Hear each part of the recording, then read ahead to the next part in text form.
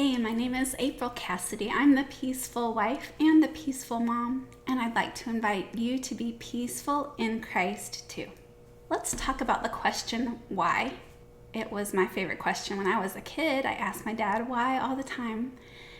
And asking why is how we learn about the world. There are great reasons to ask why. But sometimes the question why can be an accusation. Why would you? Why did you? Why didn't you?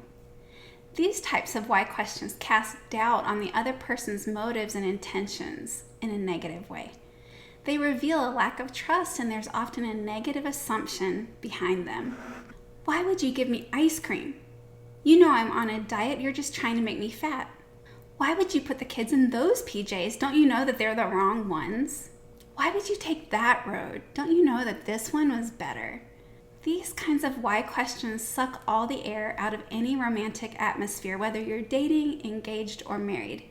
And honestly, in any relationship, it creates more of an irritated mom, naughty little kid vibe. That's not a turn on for husbands on the receiving end of the questions, and it's not a turn on for wives who are asking the questions. Everyone ends up feeling frustrated.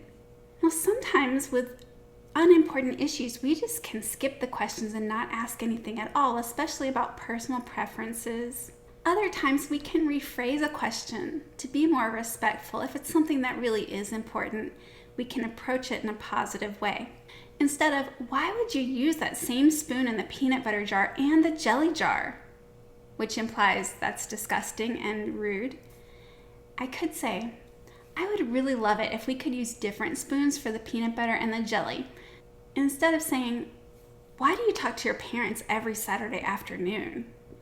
Implying you're talking to them too much and I'm jealous about that.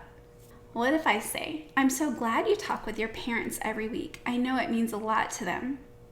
I'd really love to spend some time together Saturday when you are free. I was thinking about how much fun it would be to do this. Or, I want you to be able to talk with your parents every week. I know that is so important. So there's this thing I really would love to do that happens to be at the same time as your usual call with them. Is it possible for the call to be a bit earlier this weekend? Instead of, why don't you brush your teeth twice a day? Implying you're doing a terrible job with your personal hygiene. I can either not mention it at all, or if it really bothers me a lot, I can say something like, I really love kissing you after we both brush our teeth. It's one of my favorite things to do all day. Instead of saying, why do you want to tithe like that? Implying his way is wrong. How about, I would like to tithe. My personal conviction is to tithe this way. I'd love to hear about your thought process. Not all why questions are bad. If I want to say something like, I wonder why my car engine is making that awful noise, that's fine. Or why do you think we haven't heard from my mom yet? Do you think she's okay? Or why is my knee swelling up so much? That's fine. The issue is when we question our husband's motives and goodwill, or we treat them like little children or like they are dumb. Other questions other than why can also be a problem, like, how come you? What reason could you possibly have for? What were you thinking when? So let's try to take out those pointy why questions that make us feel like porcupines and make us difficult to get close to and make our husbands want to protect themselves from us. And let's remember too that even in our friendships and relationships with other women in our extended family and in the church, at work, that if we ask a lot of pointed why questions, it repels other people. Why aren't you married yet? Why aren't you dating anyone?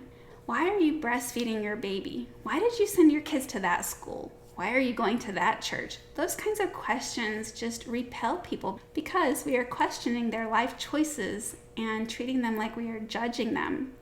Instead, we can approach people in a positive, friendly way where we want to get to understand them better and we don't judge and critique their decisions all the time. For the next 4 days, I'd like to challenge you to stop before you ask your husband a why question and ask yourself, number 1, is this question really important? Do I actually need to ask it?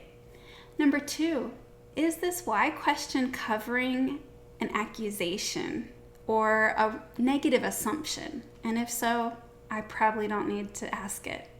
And number 3, if it is an important question and it's not covering up a negative assumption or an accusation, can I ask it in a more respectful way? Is there a way I could say, I'd really like to understand your perspective better on this? Or could you tell me more about that?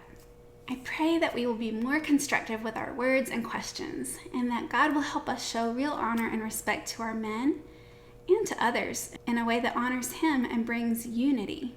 Thank you so much for watching. You are welcome to like, comment, or subscribe. You can find me on my blogs, peacefulwife.com or peacefulsinglegirl.com, where we have been talking about these questions recently, or on my Facebook page, Peaceful Wife Blog, or Instagram at Peaceful Wife. You're welcome to share any tips you've learned on how to ask your man questions in a way that is healthy. We'd love to hear your ideas.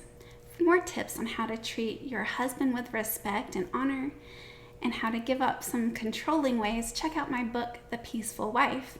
It's available on Amazon, Christian Book, Barnes & Noble, and other online booksellers. And I hope you will choose to have a peaceful day in Christ.